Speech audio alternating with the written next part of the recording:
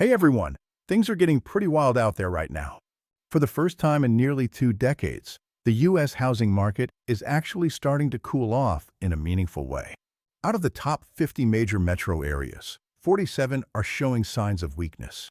Listing prices have now dipped below where they sat at the end of 2024, and in the past few weeks, Google searches for terms like "can't sell my house" and "mortgage help" have hit record highs.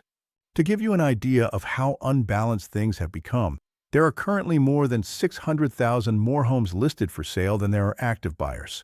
Mortgage rates are climbing again, and the average time it takes to sell a house has stretched to the longest level we've seen in over 10 years.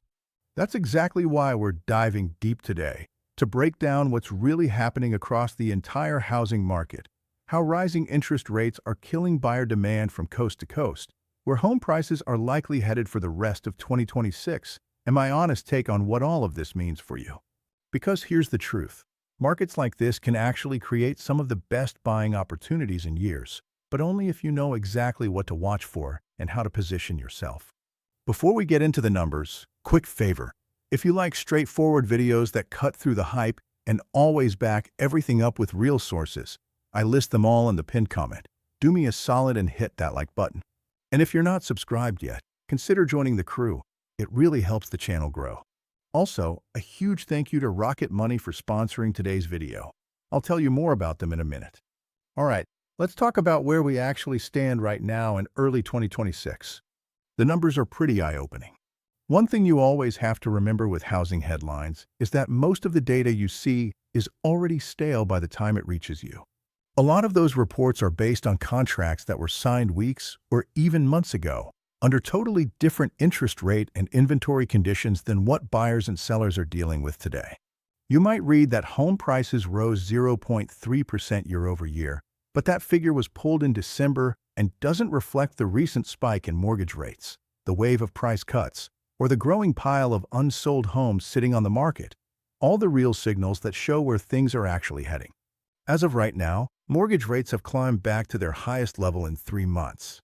Almost 37% of home builders are cutting prices by an average of 6%, and homes are taking longer to sell than they have in more than a decade. Of course, no two markets are the same. In hot pandemic-era cities like Miami, there are 197% more sellers than buyers. In Austin, it's 124% more sellers. But in places like Milwaukee and New York, buyers still outnumber sellers, which is keeping prices relatively steady or even pushing them higher. So why the split? Home prices are rising fastest right now in markets that remain more affordable relative to local incomes. When you can still find a solid house for around $400,000 in parts of the Upper East Coast, it naturally draws more buyers in and slowly lifts prices. Interestingly, the biggest price increases we're seeing in 2026 aren't where you might expect, and a lot of it comes down to oil prices.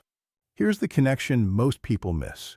When oil climbs above $100 a barrel and gas hits $5 a gallon at the pump, investors start demanding higher yields on long-term bonds.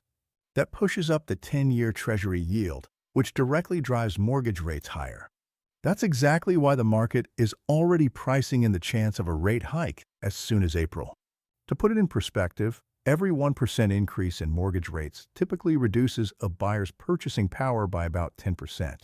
So a $500,000 home at 6% feels roughly the same as a $450,000 home at 7%. Higher oil prices also hit construction costs hard. Aluminum is up 39% over the past year.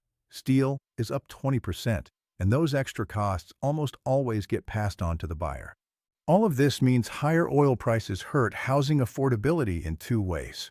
Buyers face bigger monthly payments, or sellers have to drop prices to make homes move. Here's where the math gets wild. At today's 6.25% mortgage rate, buying the median $398,000 home with 20% down gives you a monthly payment of about $1,954 before taxes, insurance, maintenance, and repairs, which can easily add another $500 to $800 a month. To qualify for that payment, you need to earn roughly $106,000 a year. The average American family is already $23,000 short of that number. If rates rise another 0.25%, An extra 1.4 million potential buyers would be priced out of the market immediately. This is also why home prices don't crash overnight. Instead, sellers simply hold off listing, transaction volume dries up, and the cracks only become visible later. So what's likely ahead for the rest of 2026? Which markets are being hit hardest? And what are my real thoughts on all of this? Stick with me. You're going to want to hear this. But first, I want to say something important. The people who usually score the best deals and biggest discounts in moments like this are the ones who've mastered one simple skill: tracking every dollar they spend. For example, I recently went through all my subscriptions and canceled everything I hadn't used in the last few months. In about 10 minutes, I saved around $100 a month. One tool that made it super easy was our sponsor, Rocket Money. It's a personal finance app that lets you cancel unwanted subscriptions, track spending across all your accounts, and build a budget that actually sticks, all in one place. What I love is that it doesn't just show you the numbers, it actively helps you save money. When I connected my accounts, it pulled all my recurring charges into one clean list. I spotted stuff I'd completely forgotten about and canceled everything with just a few taps. If you want to go even further, Rocket Money can also help negotiate lower bills on things like cable, phone, and internet. Instead of spending hours on hold with customer service, their team works on your behalf to try to get you a better rate. That's why Rocket Money has helped its members save an average of $740 a year when using the premium features, and they've canceled over $880 million in unwanted subscriptions for users. If you want to finally take control of your money, head over to rocketmoney.com/Graham to try it free and unlock the full premium experience. The link is also down in the description below. Thanks again to Rocket Money. Now let's get back to the housing market.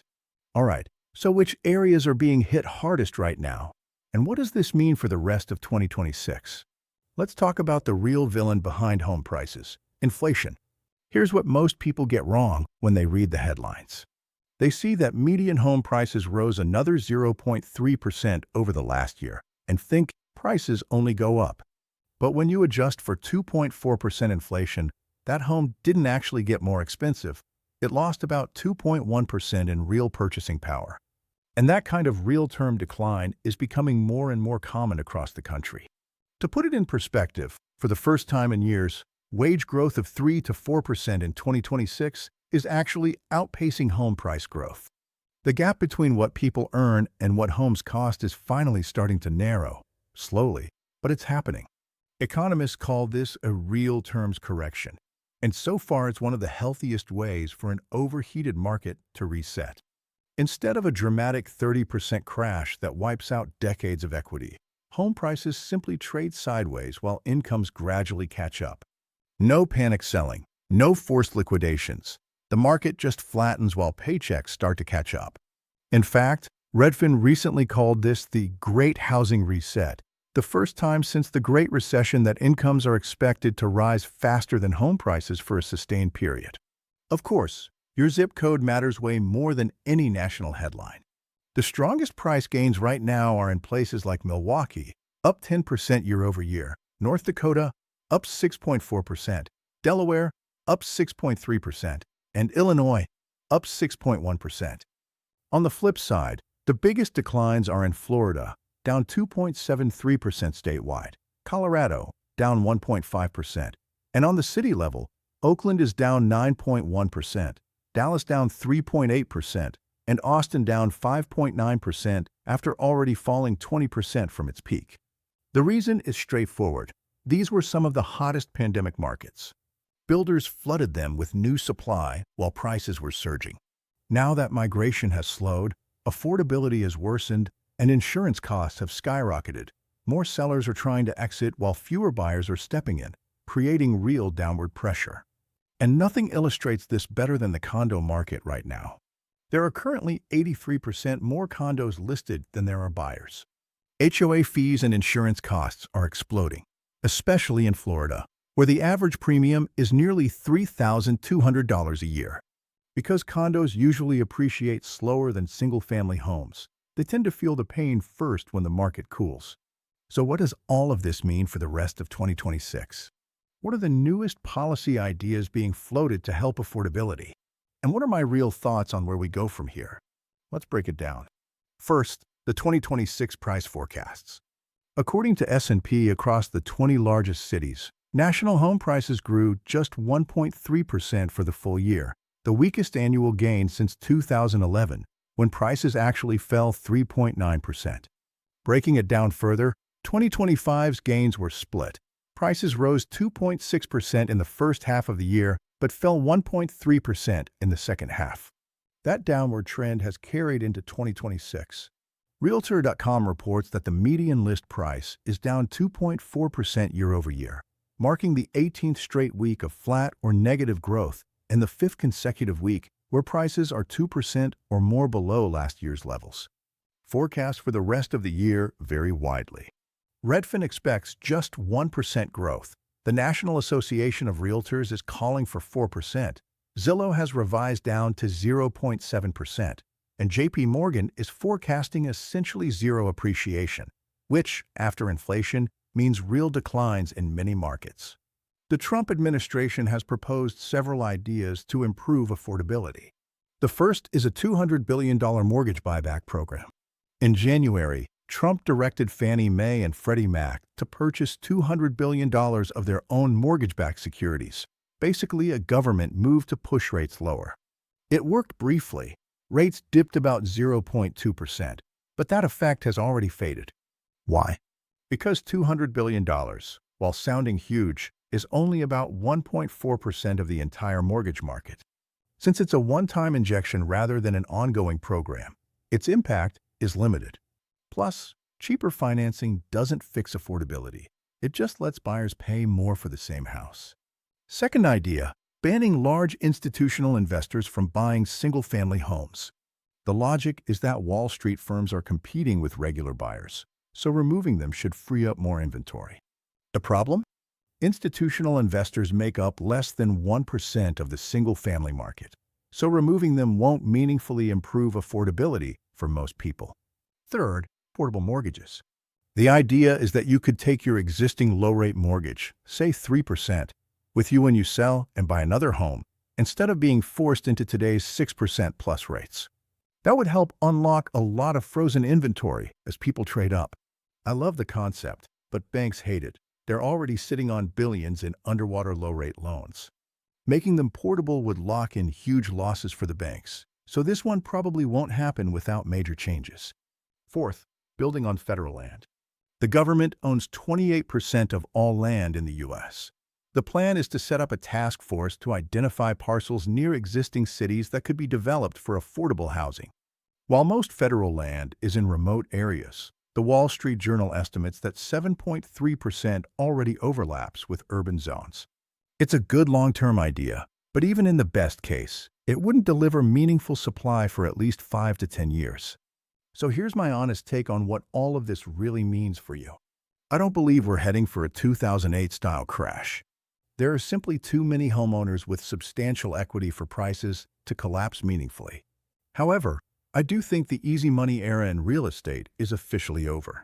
For the last few decades, you could basically buy any property, in any condition, at almost any price, and long-term you'd probably come out fine. Those days are gone.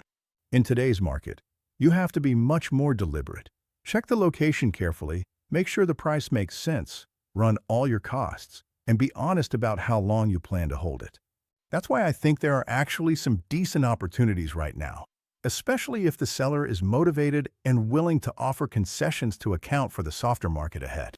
Look at builders. Some are offering up to 14% in incentives. If you have a long-term horizon, it might be worth putting out some feelers. If you're not ready to buy, there's zero shame in renting, saving the difference, and putting that money to work in a low-cost index fund while the market normalizes. Bottom line, the headlines sound scary, but this is what a normal correction looks like after years of excess. Whether you're buying, selling, or sitting on the sidelines, don't get swept up in the panic. Stick to fundamentals, think long-term, and always run the numbers yourself. That's it for today. If you found this helpful, drop a like and subscribe so you don't miss the next one. Thanks for watching. See you soon.